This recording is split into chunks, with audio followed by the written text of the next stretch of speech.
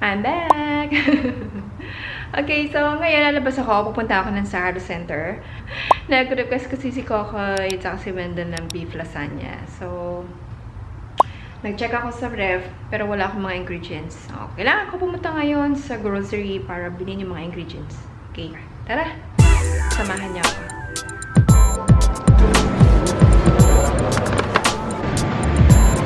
Alright, so nandito na ako ngayon sa Spinach. Bibili na ako ng mga ingredients ko for my lasagna. I need to buy some milk. This one is fine.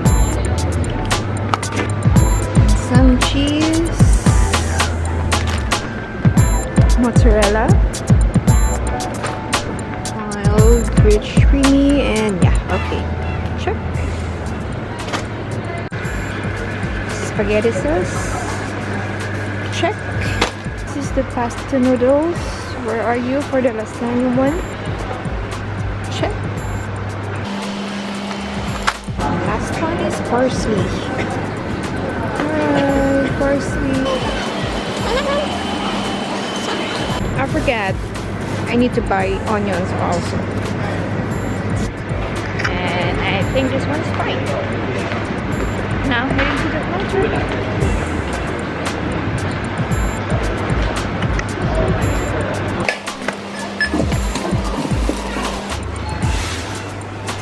Alright, I'm done with my grocery. Now, time to go home.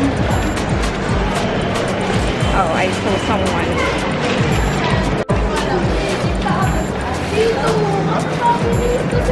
Hello! Oh my god! Why are you here? Alright, I'm home. Grabe, pinagpawisan ng kilikili ko. Whew. Ang init sa labas. Now, nandito na ako sa bahay. Magpe-prepare lang ako ng mga ingredients and then I'll get back to you mamaya kapag halimbawa ready na ako magluto. Okay? Nandito na ako ngayon sa kitchen. I'm going to prepare how to cook my favorite lasagna. Ngayon, papakita ko sa inyo yung mga ingredients na nabili ko kayo na doon sa Spinach. Alright, so these are my ingredients. Ito yung garlic, chopped onions, and then celery leaves. Yan. Okay. Some spaghetti sauce. Filipino style. Ito yung lasagna, yung pasta. Yung McDonald's, ito, hindi yan kasama. Kinakain ko to. Extra lang yun. Okay, and some butter. Yan. Okay. Milk. Water. And cheddar cheese. And then mozzarella. Ayan. Ito yung for our meat sauce. Ayan. So, minarinate ko na pala dito kasama yung bell pepper, and then yung celery. Minix ko na rin siya sa pepper and salt. Inuna ko siyang i-marinate para mag-sink in yung lasa ng mga ingredients na mga nilagay ko. Kasi hindi ko na pala sinama yung parsley. Instead, pinalitan ko lang siya ng ito nga yung celery leaves kasi mas gusto ko yung amoy ng celery kaysa dun sa parsley. Ingredient is Yung flour para to doon sa cream sauce natin mamaya. So, okay na. Pwede na natin ilagay yung butter. Then, lagyan na natin yung garlic. Sunod na natin yung onions. Pag clear na yung onions, ibig sabihin nun, luto na siya. So, pwede na natin lagay yung meat. So, let's wait for about 10 minutes para maluto sila. So, nahalo ko na sila na maigi and then close muna natin yung lid. And then we'll wait for 10 minutes to simmer.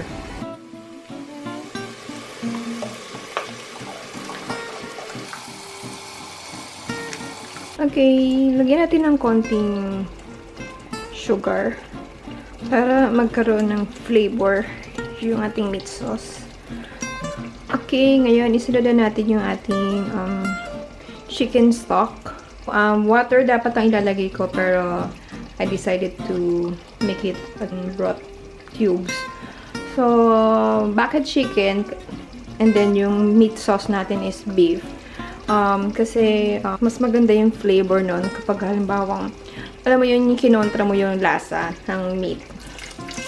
Lagyan na natin.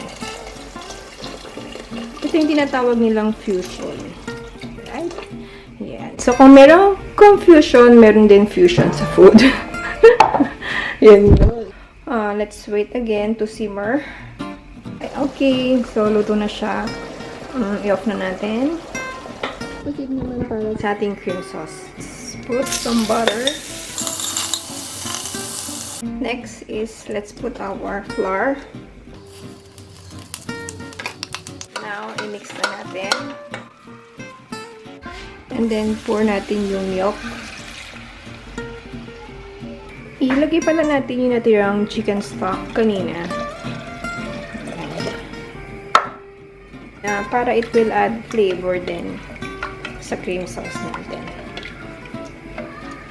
So, ang continuous stirring lang hanggang sa makita natin yung consistency niya na malapot. Alright, bes! Mukhang okay na to. So, na-achieve ko na yung consistency niya. Diba? Yes. Magsisimula na tayo ng pag-bake.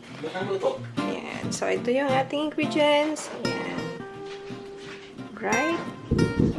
Ating pan. Ayan. And yung oven nga pala, na-preheat ko na siya for 30 minutes. Under na 250 Fahrenheit. First, lagyan muna natin ng butter yung pan para hindi dumikit yung pasta. Hold on.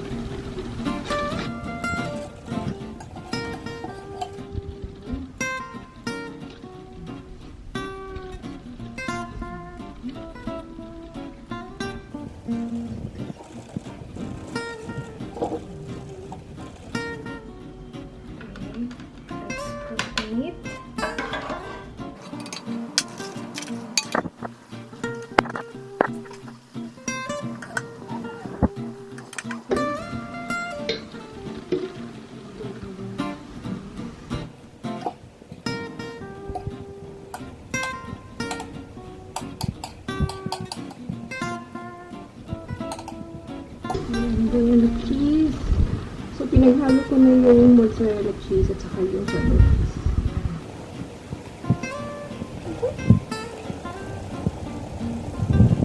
And then, next layer naman.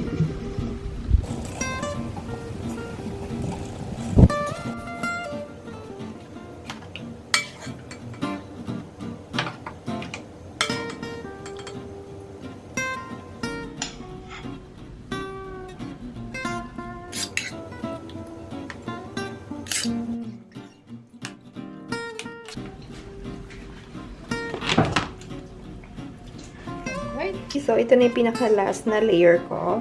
Ang lalagay ko na lang is yung mozzarella cheese on top. Ayan. Para at least melted siya pagka nabawang naluto na siya mamaya.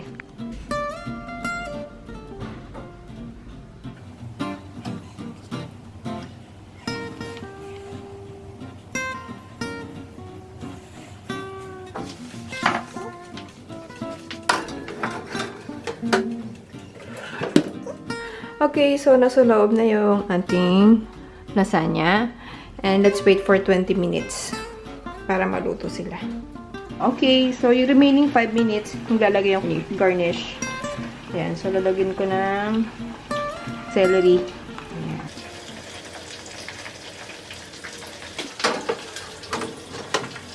Okay, eating time! What's your verdict? Yum yum. Really? How was it, Kuya?